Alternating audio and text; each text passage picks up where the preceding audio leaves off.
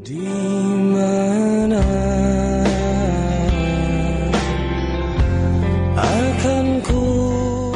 Aku teringat kalimat ibuku, anakku, memang Bapa tak mengandungmu, tapi darahnya mengalir di darahmu. Memang Bapa tak menyusuimu, tapi dari keringatnya lah setiap suapan yang menjadi air susumu. Nah, Bapa memang tak menjagaimu setiap saat, tapi tahukah kau, dalam doanya tak pernah terlupa namamu disebutnya. Tangisan Bapa mungkin tak pernah kau dengar, karena dia ingin terlihat kuat, agar kau tak ragu untuk berlindung di lengan dan dadanya ketika merasa tak aman. Dia ingin kau mandiri agar ketika dia tiada, kau sanggup menghadapi semua sendiri. Ibu ingin kau tahu, nak, bahwa cinta Bapamu sama besarnya dengan cinta ibu, karena di dirinya juga terdapat surga bagimu. Hormati dan sayangi Bapamu. Saya percaya seorang ayah mampu menepis air matanya karena Tuhan memberi bahu yang kuat untuk menopang kesedihan. Dalam sujudnya, ayah juga tidak kalah dengan doa ibu. Cuma bedanya, ayah simpan doa itu di dalam hatinya. Ketika ayah memberikan sesuatu untuk anaknya, anaknya pun tersenyum. Namun ketika si anak memberikan sesuatu untuk ayahnya, sang ayah menangis. Ayah adalah sosok yang harus selalu berupaya terlihat kuat. Bahkan ketika dia tidak kuat untuk tidak menangis. Dia harus selalu tegas bahkan saat dia ingin memanjakanmu. Dan dia adalah orang yang pertama yang selalu mengatakan kamu bisa. Semasa kecil, ibukulah yang lebih sering menggendongku. Tapi aku tahu, ketika ayah pulang bekerja dengan wajah yang letih, ayahlah yang selalu menanyakan apa yang aku lakukan seharian. Walau beliau tak bertanya langsung kepada aku karena saking letihnya mencari nafkah dan melihatku terlelap dalam tidur nyenyakku. Ku tahu, ia kecup keningku dalam tidurku. Saat aku demam, ayah membentak, sudah diberitahu jangan minum es. Lantas aku merenggut, menjauhi ayahku dan menangis di depan ibu. Tapi aku tahu, ayahlah yang risau dengan keadaanku. Sampai beliau hanya bisa menggigit bibir menahan kesakitanku. Kupastikan aku memang jarang bertemu ayah dibanding ibu lantaran ayah bekerja di luar rumah dan pulang ketika kami telah bersama-sama letih untuk berbicara satu sama lainnya.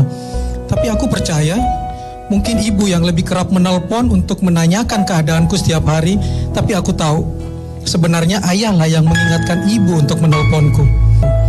Ketika remaja aku meminta keluar malam, ayah dengan tegas berkata tidak boleh.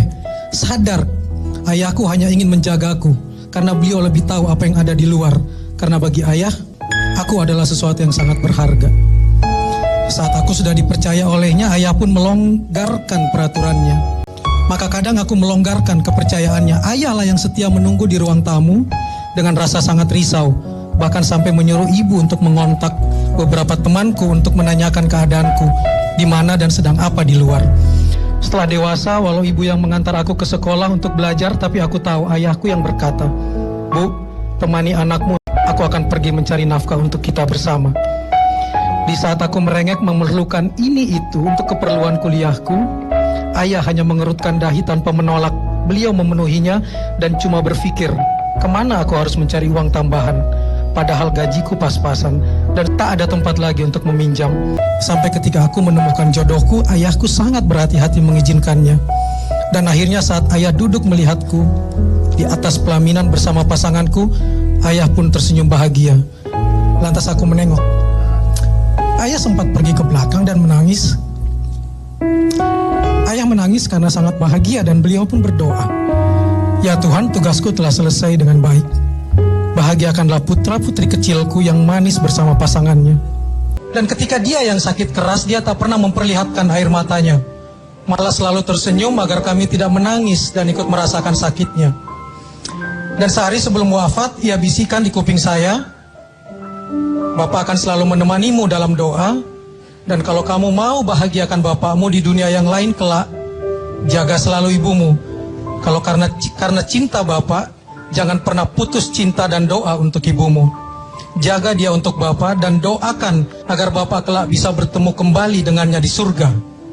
Ia tidak pernah menangis, dan ketika saya mengatakan iya, barulah saat itu ia menitikan air mata.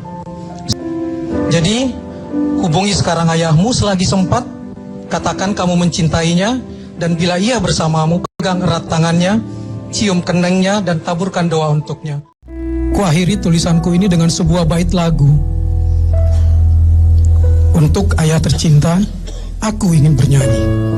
Dengan air mata di pipiku, ayah, dengarkanlah, aku ingin berjumpa, walau hanya dalam mimpi. How I love to dance with my father and my mother again. Don't forget like and follow me.